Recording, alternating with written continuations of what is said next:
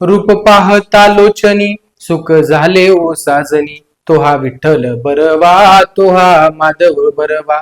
बहुत सुकृताची जोडी म्हणून विठ्ठले आवडी, सर्व सुखाचे आगरू बाप रुखमा देवी वरू. लाखो भाविक आणि परंपरेनुसार बैलगाडीमधून पालखी पंढरपूरकडे निघाली. पालखीतला प्रत्येक माणूस माऊली झाला आणि विठ्ठलाचा गजर करत पावले पुढे सरकत राहिली. एवढी मोठी गर्दी, असंख्य गाड्या, हे सगळं सोबत असताना या पालखी सोहळ्यामध्ये कधीही कोणाला कोणती अडचण येत नाही आणि कोणी उपाशीही मरत नाही. कितीतरी लोक वारीचा कार्यकर्ता आणि भाविक म्हणून कोणत्या ना कोणत्या रूपाने मदत करत असतात. तर जाणून घेऊया हा माऊलींचा पालखी सोहळा कधीपासून सुरू झाला आणि तो आजवर कसा सुरू आहे. तर मी माऊली आणि तुम्ही पाहताय विश्व परिक्रमा. संत ज्ञानेश्वर विठ्ठलपंत कुलकर्णी हे माऊलींचे पूर्ण नाव. माऊलींचा जन्म 22 ऑगस्ट इसवी सन 1275 रोजी पैठण येथे झाला. त्यांच्या वडिलांचे नाव विठ्ठलपंत कुलकर्णी, त्यांच्या आई रुक्मिणीबाई तसेच निवृत्तीनाथ हे ज्ञानेश्वरांचे थोरले भाऊ. तसेच सोपानदेव आणि मुक्ताबाई ही महाराजांची धाकटी भावंडे. संत महाराज हे त्यांचे वडील विठ्ठलपंत कुलकर्णी हे आषाढी एकादशी निमित्ताने दरवर्षी पंढरपूर येथे पायीवारी करत असे पुरातन काळातल्या पुस्तकांमध्ये संदर्भ मिळतात. आणि आपल्या वडिलांनंतर ही परंपरा आपल्या भावंडांसोबत संत ज्ञानेश्वर महाराजांनी सुरू ठेवली.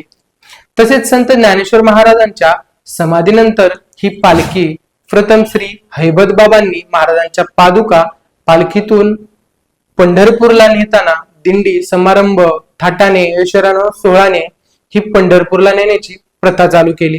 आणि आज या पालखी सोहळ्याला आणखी वैभव प्राप्त झाले.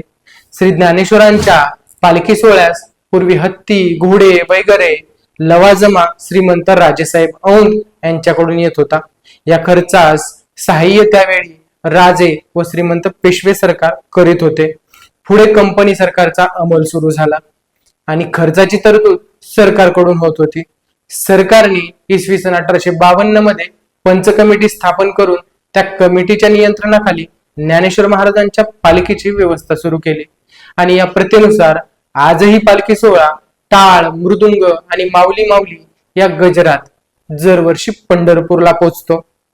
संत ज्ञानेश्वर माऊली हा रथ ओढण्यासाठी दरवर्षी नवीन बैलजोडी तयार केली जाते. यासाठी विविध कुटुंबातील बैलजोडीचे परीक्षण करून उत्तम असे बैल निवडले जातात. संत ज्ञानेश्वर महाराजांची पालखी ही श्री क्षेत्र आळंदी येथे संत ज्ञानेश्वर यांची समाधी या ठिकाणावरून निघते. आळंदीमधून निघताना ते पंढरपूर पर्यंत जातपर्यंत पालखी पुणे, सासवड, जेजुरी, बाल्हे, लोणंद, तरडगाव, फलटण, बरड, माळशिरस, वेळापूर, भंडीशेगाव, वाखरी आणि पंढरपूर मध्ये जाऊन माऊली विठ्ठलाचे दर्शन घेतात. या सोहळ्यामध्ये ठिकठिकाणी रिंगण सोहळा भरवला जातो. पालखी सोहळ्यातले एक महत्वाचे आकर्षण हा रिंगण सोहळा. पालखीतील सहभागी वारकऱ्यांबरोबर आणि स्थानिक लोकांच्या या माध्यमांच्या आकर्षणाचा विषय असतो हा रिंगण सोहळा. रिंगण म्हणजे पालखी भोवती गोल फिरणे. रिंगणाचे ठिकाण म्हणजे मोठे मैदान. प्रत्येक पालखी सोहळ्याची रिंगण ठिकाणे ठरलेली आहेत. रिंगणासाठी पालखीतील सोहळ्यातील भाविकांच्या संख्येनुसार मोकळी जागा लागते. पालखी सोहळ्याची वाटचाल करत रिंगणाच्या ठिकाणी पोहोचते तेव्हा आधी चोपदार रिंगण लावतात आणि यामध्ये मध्यभागी पालखी, सोबोवती पथकांची वारकरी व दिंड्या, त्यांच्या भोवती रिंगणाभोवती मोकळी जागा आणि हा पुन्हा त्या भोवती दिंड्या व रिंगण बघायला असलेले भाविक उभे राहतात. रिंगण लावणे हे कौशल्याचे काम आहे. चोपदारांचे कौशल्य व वारकऱ्यांची शिस्त या ठिकाणी दिसून येते. अशा या आनंदीमय वातावरणात पालखी सोहळा पंढरपूरला विठ्ठलांच्या भेटीसाठी पोहोचतो. तर माऊलींचा पालखी सोहळ्याबद्दल तुमचं मत काय आहे आणि कमेंट मध्ये विठू माऊली लिहायला विसरू नका.